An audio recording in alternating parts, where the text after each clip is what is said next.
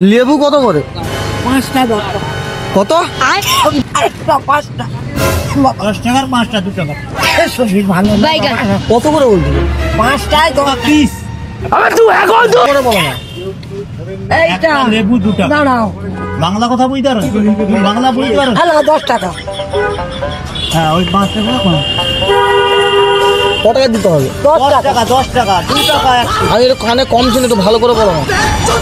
10 টাকা 10 টাকা 10 টাকা। এই যে দুটো এই 5টা 10 টাকা।